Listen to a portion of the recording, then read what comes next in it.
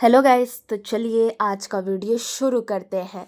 Economic survey बोल रहा है कि 2030 तक इंडिया में डेटा सेंटर इतना बढ़ेगा कि उनको चलाने के लिए 8 गीगावाट बिजली चाहिए होगी।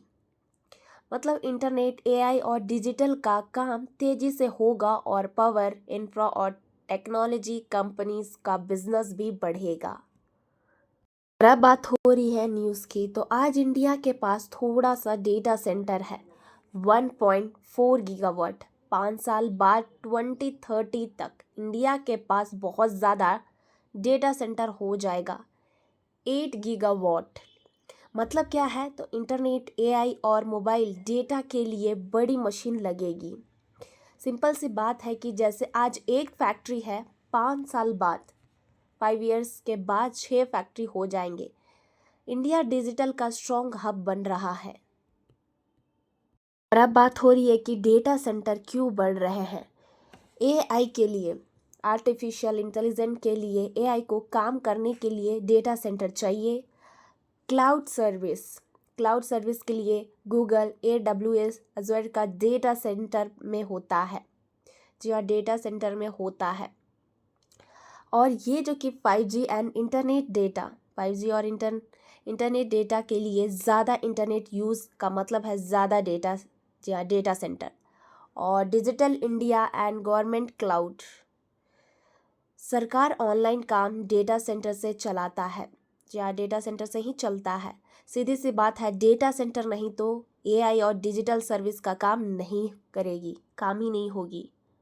अब बात हो रही है कि इंडिया के लिए क्या समस्या है, तो इंडिया के पास कम डेटा सेंटर, जी हाँ, कम डेटा सेंटर है। दुनिया के सिर्फ 3% डेटा सेंटर इंडिया में है और दूसरे देशों में तेज़ी से चल रहा है। जैसे कि यहाँ के अदर्स कंट्रीज में देख सकते हैं, मलेशिया, जापान, वियतनाम, तो ये सभी काफ़ी ज़्यादा इंडिया से आगे बढ़ रहे हैं, काफ़ी ज़्यादा इंडिया से आगे बढ़ रहे हैं। और बिजली की प्रॉब्लम है, पावर कम है तो बिजली की प्रॉब्लम है, पावर कम है, बिजली महंगी है और जीपीयू की कमी है। एआई की, जी हाँ, एआई के पावरफुल चिप्स आसानी से नहीं मिल रहे हैं। सीधी सी बात है, इंडिया को पावर और इंफ्रास्ट्रक्चर जल्दी ही ठीक करना होगा। अब बात हो रही है ग्रीन डेटा सेंटर की, तो ग्रीन डेटा सेंटर का मतलब है बिजली क्लीन एनर्जी से आए।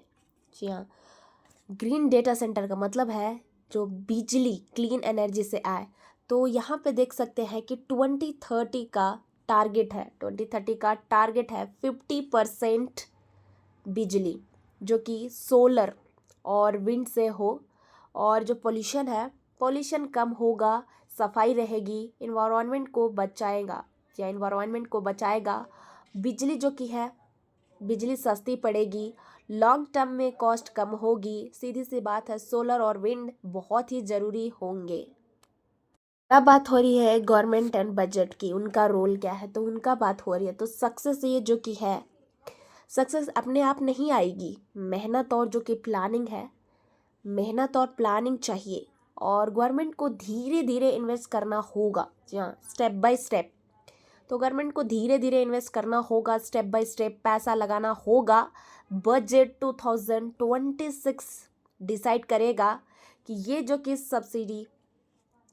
सब्सिडी मिलेगी या नहीं, बिजली सपोर्ट मिलेगा या नहीं मिलेगा, जी हाँ, पावर सपोर्ट मिलेगा या नहीं मिलेगा। और